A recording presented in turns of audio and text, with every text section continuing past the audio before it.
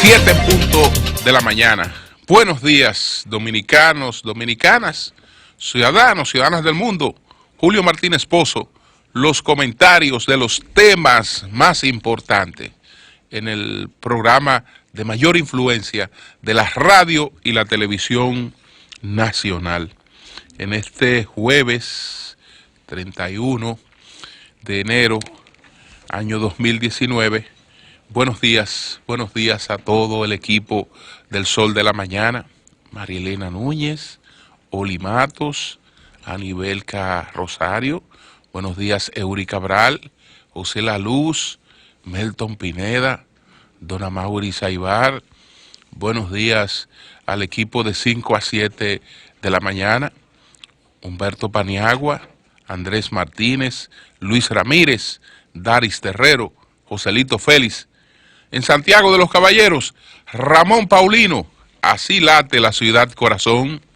Manuel González Manegonte, nuestro catedrático del sector agropecuario.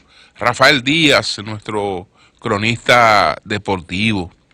Buenos días a Helen Hill, nuestra productora, Lea Jiménez, nuestra coordinadora, Joa Bernal, a todo el equipo, a toda la teleaudiencia de Telefuturo, Canal 23. Buenos días a todos y a todas.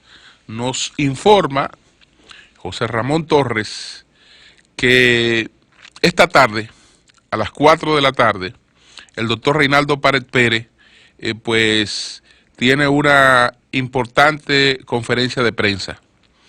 Él va a fijar posición en torno a su candidatura y a la situación preelectoral que afecta al PLD.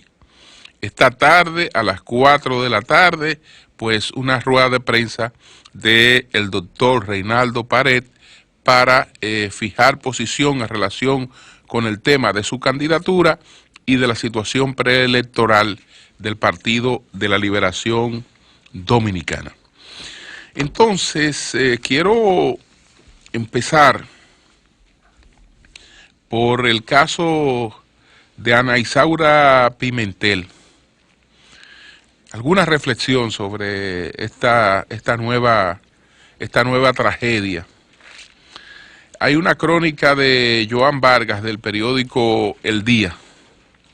Hace 7 meses, Ana Isaura Pimentel, ultimada el pasado martes por su expareja en el parqueo de Caribe Tours, decidió marcharse de su hogar huyendo de las constantes amenazas de muerte. La joven habría regresado esta semana a la capital desde Bávaro para visitar a 2 de los 4 hijos que procreó con Franklin Estrella, quien se desempeñaba como agente de seguridad, y al percatarse de que ésta regresaría del interior en un autobús de esa terminal, la llamó vía telefónica pidiéndole que bajara al parqueo para entregarle el dinero de la manutención de los niños. En esa circunstancia fue que Estrella le pidió a su hija de 8 años, la cual acompañaba a su madre, que le esperara sentada en una silla para luego dispararle con la escopeta que portaba y posteriormente suicidarse con la misma. Uno le decía que si esa mujer no quería estar con él, que soltara eso, pero él decía que no, que él se sentía bien quitándole la vida. Bueno, señores, ¿qué vamos a hacer con este tema que se trata constantemente con muchas preocupaciones, se hacen campañas, se toman medidas, pero la realidad sigue ahí golpeándonos cada día, aun cuando pues hay algunas advertencias? Es evidente que la prevención en estos casos tiene que incluir componentes que no se están incluyendo, porque el tema de que una persona tiene propensión a la violencia y de que está viviendo una crisis cuya posible solución sea violenta, no es un tema judicial, propiamente dicho, no es un tema judicial, no es un tema judicial. La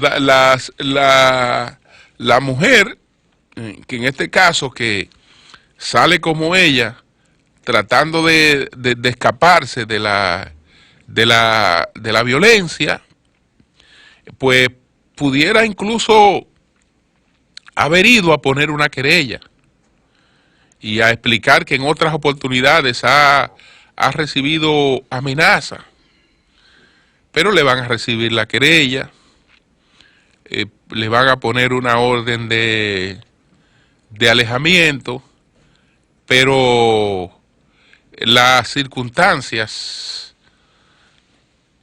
la posible situación de depresión,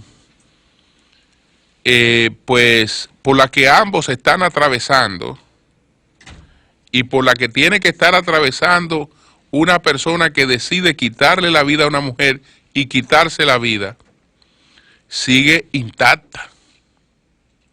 Entonces yo pretendo resolver eso grabando un mensaje aquí, o un grupo de damas grabando mensajes diciéndole a los hombres que no tienen derecho a matar a la mujer. Lo que pasa es que a quienes están dirigiendo esos mensajes, pues no están en condiciones de escucharlo. ¿Por qué? Porque ese caballero ameritaba inmediatamente de otro tipo de intervención, más cuando sus compañeros sabían que tenía la intención y que le había expresado la intención de que la solución de él era matar a la mujer. Y desde luego también, si él estaba pensando eso, evidentemente que él también pensaba quitarse la vida. Es decir, ahí había una situación psicológica, psiquiátrica, que no la vamos a abordar con medidas legales, porque de todas maneras el crimen se va a producir. Entonces, a veces también hay otras situaciones que nos obligan a ser mucho más preventivos. Ese caballero, desde luego, que no tenía el menor derecho a quitarle la vida a esa mujer, pero él no tenía manera de entenderlo, porque él tenía la decisión de quitarse la suya también. Entonces, no hay nada que se le pueda explicar a él que es racional, que él lo entienda. ¿Por qué? Porque él requería una intervención médica, psiquiátrica, urgente, probablemente, para atravesar por ese espacio de derrota que vivía, porque él no iba a entender que tal vez producto de su comportamiento, de su propia violencia, fue que se vio un día sin nada en la vida, absolutamente sin nada en la vida, su mujer, cuatro hijos, una relación bastante enraizada, cuatro hijos. Entonces, de repente, pues este hombre, producto de su propio comportamiento, de lo que fuera, pero cae en un vacío en el que de repente, bueno, este hombre no tiene absolutamente nada, y tampoco la capacidad de ver que más para adelante vive gente, porque tampoco tiene la posibilidad en términos socioeconómicos de ver la vida así. No tiene esa capacidad ni tiene esas condiciones de ver la vida así. Entonces, evidente que a lo que estamos haciendo le faltan otros componentes para que podamos evitar una tragedia. Cada vez que llega una denuncia, hay que trabajar inmediatamente la parte de la gente, la parte del individuo o de los individuos, porque también en el caso de la mujer, sin pretender cuestionar ninguno de sus derechos, tiene que saber que esa es una etapa de duelo. Esa es una etapa de duelo. Y entonces el duelo uno lo lleva como tal. El duelo uno lo lleva como tal. Es verdad que usted tiene derecho a su cuerpo, que su cuerpo es suyo, que usted es dueña de todo lo que usted es dueña de todo. Pero usted está en una etapa de duelo, separada de un individuo que cree que usted es su propiedad, de un individuo que se ve en un vacío, que entiende que perdió la vida, que lo perdió absolutamente todo. Entonces es verdad que usted tiene derecho a aparecer en redes sociales, en fotografía como a usted le dé la gana y con quien a usted le dé la gana. Eso es verdad que ese es su derecho. Pero ese derecho suyo también, a un individuo que ya tiene una situación pues psicológica difícil, hasta psiquiátrica, esa cuestión, eso agrava eso y aumenta el peligro de su propia vida. Entonces, cuando se sugiere que se lleve una cierta etapa de duelo con prudencia, nadie le está diciendo a una mujer, mire, es que tú no tienes derecho a eso, es que tu cuerpo es tuyo. Es que ese hombre no es dueño de ti. Tú mañana, tú te fuiste, tú mañana tienes derecho a aparecer con un grupo de amigos, compartiendo y mostrando fotografías en las redes que vean que ya tú te liberaste, que tú tienes nuevo espacio, etcétera. Tú tienes derecho a eso, es verdad. Pero la que te dice que tiene derecho a eso no está viviendo el problema tuyo. La que va a dar un programa de televisión y te dice, mira, tú tienes derecho a eso, tú no es verdad que tú tienes que limitarte. No, ella no tiene ese problema, el problema lo tienes tú, porque la que tiene un loco, literalmente, que en cualquier momento te puede matar encima, eres tú. Eres tú la que tiene un loco encima que te puede matar. Entonces, tiene también ese tipo de cosas, hay que manejarlo. Y ojalá que muchas de las que le toca dar consejo en este sentido, que son la mayoría mujeres de clase media y de clase media alta, se coloquen en el rol de las mujeres que están matando, que las mujeres que están matando son mujeres pobres. En eso José tiene en parte razón. Las mujeres que están matando son mujeres socioeconómicamente pobres. Entonces, ¿qué quiere decir? Que viven una realidad distinta a la tuya. Una realidad distinta a la tuya. Entonces, ten cuidado con la forma en la que tú le aconsejas, porque las realidades que ustedes están viviendo son realidades totalmente distintas. Aunque sea en el mismo país y sea el mismo hombre machista, etcétera, pero ubicado en realidades sociales totalmente distintas. Entonces, yo creo que esas cosas también deberían verse para que podamos tratar de superar tragedias como esta que laceran el alma a Mauri. El sol de la mañana, el sol de la mañana. Bueno, el Consejo de los Derechos Humanos de la ONU, ahí varios países están pidiéndole a la República Dominicana pues mayor protección a los derechos de los haitianos que vienen a la República Dominicana, que por eso era que querían llevarnos a la firma de un tratado migratorio. Esto no tiene ningún problema porque son exhortaciones que no tienen ningún carácter vinculante, y tal vez lo que deben darnos es la oportunidad de nosotros, de manera particular, explicarle a los países que no han hecho la petición qué hemos hecho nosotros y cuál es la realidad de la República Dominicana. Por ejemplo, Australia dice que ha observado falta de progreso del gobierno dominicano, que mantiene en un limbo legal a 92,000 personas, en particular de origen haitiano, y Estados Unidos, que pidió que se detuviera la deportación de residentes legales. Bueno, yo no me he enterado de una sola deportación en República Dominicana de un residente legal.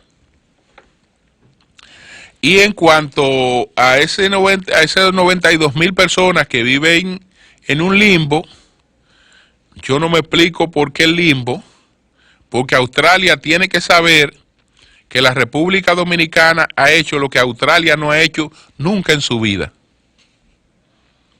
La República Dominicana fue el único país en el mundo que acordó pues otorgar la nacionalidad de su país a todo el que estuviera asentado irregularmente en su registro civil.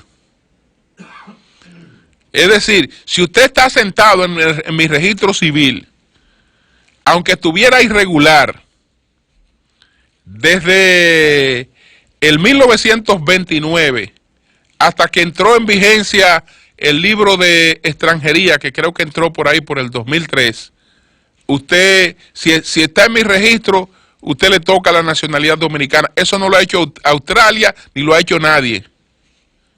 Si usted está en el registro civil australiano de manera ilegal, lo que le corresponde es que lo excluyan de ahí y lo metan preso.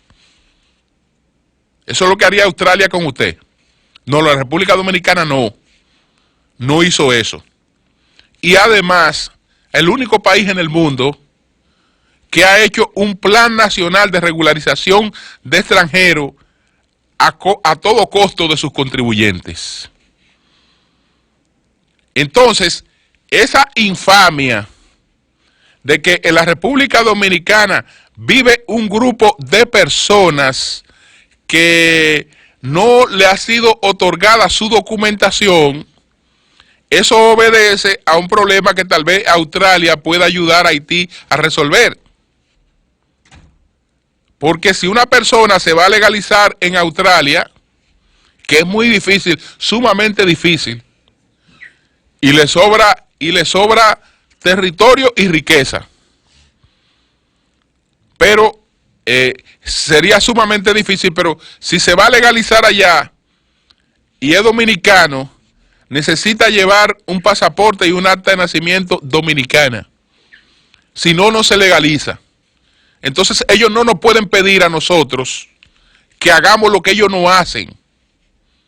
Entonces, que ayuden a los haitianos que quieren tener una situación legal en la República Dominicana, a lo que se le dio la oportunidad y no la pudieron alcanzar porque en su país no consiguen los documentos de origen, y entonces sin documentos de origen usted no se legaliza en ninguna parte del mundo. Entonces, yo creo que cada uno de estos países, nosotros debemos ver qué dijo Australia, qué dijo Estados Unidos, qué dijo cada uno de esos países, y ahora aprovechar la diplomacia dominicana,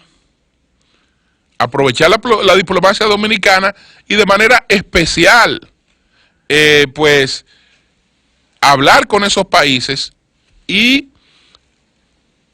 empoderarlo de nuestra realidad, de cuáles han sido todas nuestras actuaciones. Yo sé que el consultor jurídico estuvo en esta reunión y habló, pero yo creo que esto amerita además encuentros particulares con la realidad de cada uno de esos países y expresar la realidad dominicana, porque es un tema frente al que no nos podemos descuidar, porque puede traer en el futuro otras consecuencias. Entonces, bueno, hay una situación extraña en Cuba, muy extraña, porque había pasado con más de 30 servidores de la Embajada de los Estados Unidos en Cuba y ahora ha pasado con la Embajada de Canadá. Canadá ha reducido su personal en la Embajada cubana, la Embajada de Canadá en Cuba, en más de un 50%, porque hay una situación ahí extraña. Están hablando de problemas cerebrales, pero lo que están hablando de cosas que se expresan en síntomas de que de repente los servidores de la embajada amanecen sin sentido de la realidad, sin poderse sostener, porque hay problemas auditivos, hay problemas es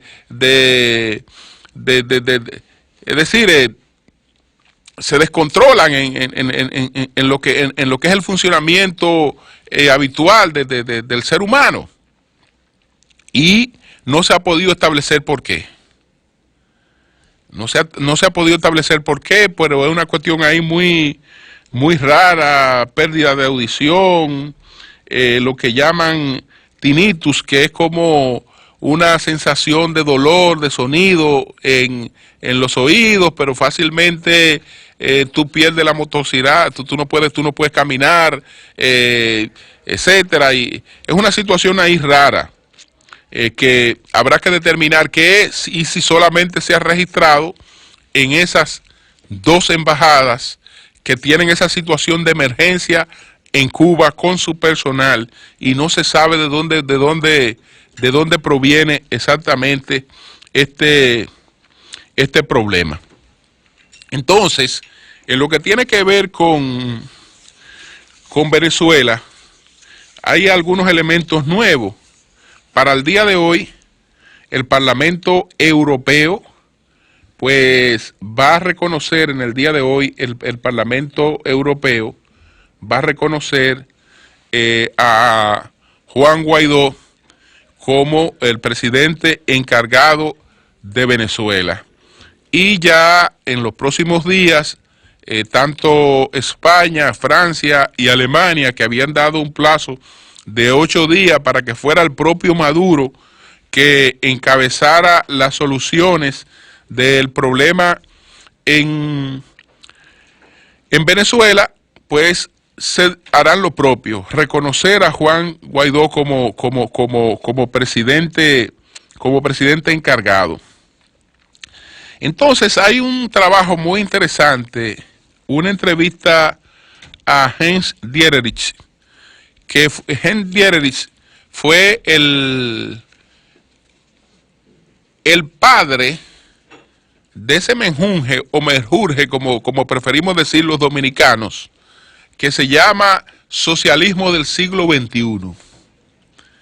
Si bien es cierto que este movimiento que llevó a varios partidos de izquierda al poder por la vía electoral, y que pues llegó a tener una gran influencia en América Latina, si bien es cierto que esto surge en el llamado Foro de Sao Paulo, que se desarrolló pues en Brasil después de la caída del muro de Berlín, donde un grupo de partidos se reencuentran, analizan la situación que se ha presentado después de la caída del muro de Berlín, y entonces ya descartan la posibilidad de la llegada al poder por la vía de la revolución, se trazan las metas de hacerlo por vía electoral, y entonces copar culturalmente todas las instituciones con la tesis gramsciana y entronizarse en el poder. Todo eso se traza en el Foro de Sao Paulo, pero el que le da carácter ideológico a eso es Heinz Dieterich con la llamada doctrina del socialismo del siglo XXI. Entonces, él en una entrevista, el padre del llamado socialismo del siglo XXI, pues dice que lo de Maduro es un callejón sin salida, es un callejón sin salida y que pues Maduro va a terminar, según Heinz Dieterich, pues derrotado por los militares. Él dice lo siguiente. Él primero empieza explicando el chavismo, entre otras cosas. Entonces, dice que Hugo Chávez, dice Dieterich, Hugo Chávez era un cristiano comprometido con las limitaciones de un militar profesional que cuando entra en contacto con el mundo internacional aprende rápidamente y pretende realizar un proyecto de reformas estructurales en beneficio de la mayoría. Él no tiene nombre para ese proyecto y cuando nos conocimos, él ve que el socialismo del siglo XXI puede diferenciar su propuesta de todo lo demás que está en el mercado político. Él lo adapta y diseña un modelo que funciona hasta el año 2010 y que se basa en un barril de petróleo a $120 y en coexistencia con la burguesía. Ese modelo empieza a hacer aguas cuando la economía mundial cambia y no se hacen las reformas estructurales necesarias para un Estado moderno, anticorrupción. No habiendo formado jóvenes cuadros con ética política, escúchese, no habiendo formado jóvenes cuadros con ética política y sin haber creado un partido como co-conductor del proceso, este cae en manos de Maduro y se deteriora totalmente, pues gira en torno a un eje, mantenerse en el poder. Maduro desconoce, dice Dieterich, las señales de la realidad, como por ejemplo la derrota parlamentaria del 2015, las cifras de inflación indetenible y el creciente aislamiento. Al no tener esos parámetros que muestran que el modelo está seriamente enfermo y que hay que cambiarlo, entonces la espiral hacia abajo termina en lo que ahora vemos, la salida de Maduro. En la actual crisis en Venezuela, le pregunta BBC Mundo, en la actual crisis de Venezuela, le pregunta BBC a Dieterich, en la actual crisis de Venezuela, usted ha hablado del asalto final del imperio, en referencia a Estados Unidos. Desde su punto de vista, ¿cuál es el rol que tiene el gobierno de Donald Trump en esta situación? La respuesta que le ofrece es la siguiente. En el último año, Donald Trump entró en una fase de debilidad, básicamente porque perdió elecciones de mitad de periodo frente a los demócratas y porque parece que si se puede comprobar la colusión con Rusia para ganar la campaña electoral y por lo tanto es probable que termine en un impeachment o juicio político muy pronto. Está tan debilitado que necesita algún tipo de éxito. Los generales abandonaron el gabinete y él queda con una tropa de ideólogos muy peligrosos para la paz mundial, como el asesor de seguridad nacional John Bolton o el secretario de Estado Mike Pompeo. Esa gente ve que aquí puede haber una victoria barata en América Latina porque el régimen de Maduro ya no tiene fuerza. Dicen, vamos a aprovechar para sacar a Maduro. Eso puede ser un gran éxito para la democracia y Trump será el responsable de eso. Entonces, así arreció la política contra Maduro, le confiscan Citgo, le bloquean el financiamiento y amenazan militarmente con la alianza con Colombia y Brasil. Entonces queda completamente claro que Maduro no tiene salvación, dice Dieterich. Queda completamente claro que Maduro no tiene salvación porque Europa, Estados Unidos, Japón y los países importantes sudamericanos se unen en esa situación. Es un ataque tan abrumador que queda absolutamente claro que no hay salvación para Maduro. Los generales venezolanos saben que tienen que sacrificarlo porque Washington fue inteligente y ofreció una amnistía. Ellos van a sacarlo y le dirán que por la paz y la refundación del país tiene que irse al exilio. Si él se niega, le advierten que no pueden garantizar su seguridad. Entonces, él va a tomar un avión y se va a ir a Cuba probablemente. Entonces, le preguntan si puede haber una salida militar. ¿Cree usted que está realmente dispuesto Estados Unidos al uso de la fuerza militar en Venezuela? Diederich responde lo siguiente: no. Ellos saben que no necesitan usar fuerza militar porque sería una guerra entre Venezuela y la OTAN. Los generales calculan en términos de poder, miran cuántos tanques y tropas tiene el enemigo y cuántos tengo yo, y en función de eso deciden si negocian. Estos militares venezolanos saben que Maduro está perdido porque nadie lo apoya. Entonces, militarmente tendrían una guerra que no pueden ganar. Por eso se preguntarán, ¿vamos a morir por el panzón de Maduro o no tiene ninguna posibilidad de futuro? No, pero hay una condición: los militares sí son bolivarianos y van a defender la soberanía nacional. Esto, pues, es lo que plantea Heinz Diederich en esta interesantísima entrevista sobre la situación venezolana. Cambio y fuera.